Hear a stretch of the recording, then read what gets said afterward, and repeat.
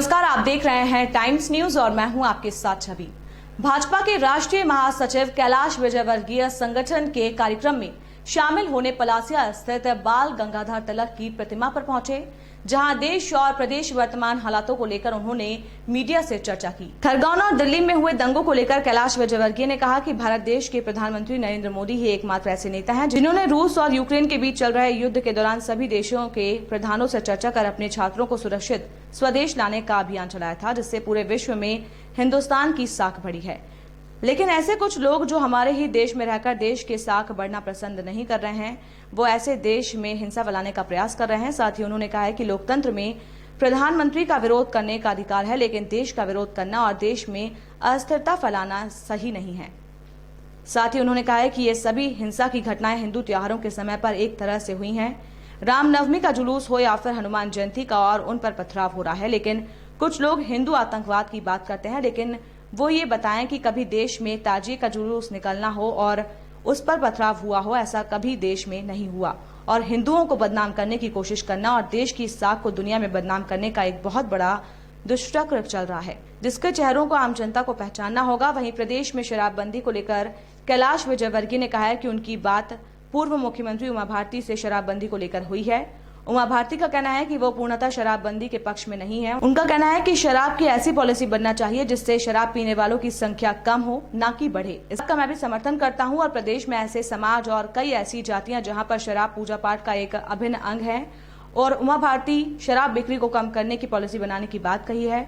वहीं पूर्व मुख्यमंत्री दिग्विजय सिंह के ट्वीट और बयानों को लेकर कैलाश विजयवर्गीय एक बार फिर चुटकी लेते हुए कहा कि दिग्विजय सिंह के पास कोई काम नहीं है और केंद्र में भी उनकी पूछ परख बंद हो गई है। वहीं प्रदेश में भी कमलनाथ जी ने उन्हें लिफ्ट मारना बंद कर दिया है, इसलिए वो ट्वीट करके अपना टाइम पास कर रहे हैं।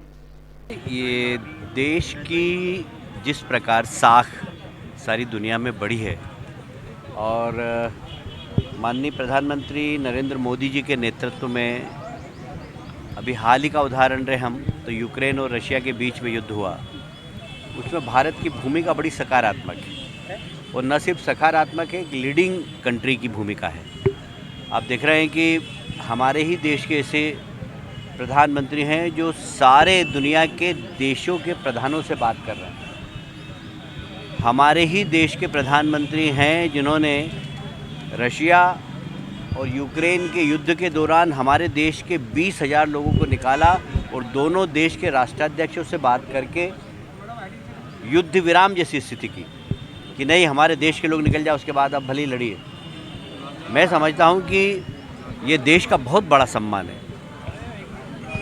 उन्होंने कहा कैसे निकलेंगे, हम कैसे पहचानेंगे? बोले जिसके हाथ में तिरंगा होगा उसके ऊपर आप गोली नहीं चलाएंगे। आज तिरंगे का मान सारी दुनिया के अंदर प्रधानमंत्री जी ने बढ़ाया है। तो जो साख बढ़ रही है देश की, तो ऐसे लोग जो देश की साख को बढ़ना पसंद नहीं कर रहे हैं और हमारे ही देश में रह रहे हैं, वो लोग देश में हिंसा फैलाने का प्रयास कर रहे हैं। और इसलिए मोदी जी का विरोध आप करिए, डेमोक्रेसी में ये आपको अधिकार है, पर आप देश का विरोध करेंगे, आप देश में अस्थिरता फैलाएंगे। और ये सारे एक सरी के त्योहारों के दौरान हिंसा हुई है, चाहे खरगोन की हिंसा लें, चाहे करौली की हिंसा लें, चाहे दिल्ली की हिंसा लें, हम ये सब एक सरी के हो रही कि रामनवमी का जुलूस निकल रहा है, हनुमान जयंती का जुलूस निकल रहा है और पथराव हो रहा है।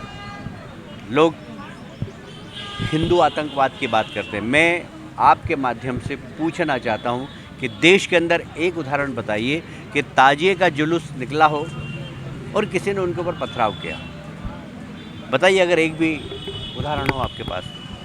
तो हिंदुओं को बदनाम करना और देश की साख को दुनिया के अंदर बदनाम करना, ये एक बहुत बड़ा दुष्चक्र चल रहा है और इसको देश की जनता को समझना होगा कि इसके पीछे कौन से चेहरे हैं। यूक्रेन से जिन बच्चों को रेस्क्यू किया गया था, वैसे उनके सामने सबसे बड़ा प्रश्न चिन्ह है कि वो आज़ादी की पढ़ाई किस तरीके से करें, क्योंकि वहाँ की जो गवर्नमेंट है उनको मना कर रही है कि उनको कंटिन्यू नहीं करने दें। देखिए, ये एक ऐसी परिस्थिति है जिसके ऊपर सबको विचार करना होगा। यदि उनको यहाँ एडमिशन दें, वो जो लोग प्रतिस्पर्धा में प्रतिस्पर्धा में अच्छे नंबर लाकर जिनको प्रवेश दे दिया, उन विद्यार्थियों के मन में भी आक्रोश होगा कि हमने परीक्षा पास की और हमारे बराबर आप इनको खड़ा कर रहे हैं। तो पर हाँ, उनका जीवन खराब नहीं हो, उसकी शिक्षा के बारे में सरकार जरूर विचार करेगी, ऐसा मुझे विश्वास है। देखिए, मेरी उमा जी से बात हुई थी, उन्होंने कहा है कि शराब की पॉलिसी ऐसी होना चाहिए कि शराब पीने वालों की संख्या कम हो, बढ़े नहीं।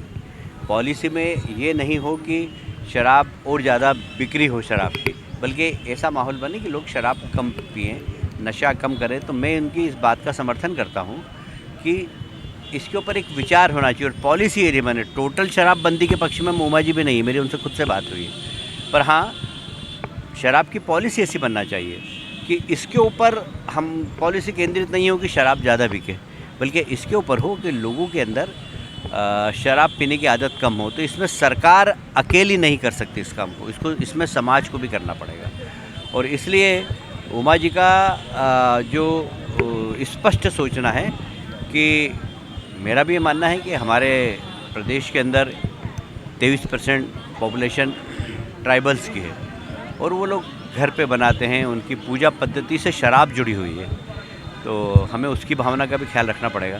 तो एकदम शराबबंदी की बात उमा जी ने भी नहीं कही, उन्होंने कहा शराब की बिक्री कम हो, ऐसी पॉलिसी होना चाहिए। कोई काम तो है नहीं, न केंद्र में उनको कोई पूछ रहा है कांग्रेस में, न प्रदेश में कमलनाथ जी ने लिफ्ट मारना बंद कर दी, तो वो ट्वीट करते रहते बेचारे, बैठे बैठे अपना टाइम पास कर रहे हैं। टाइम न्यूज़ देखिए अब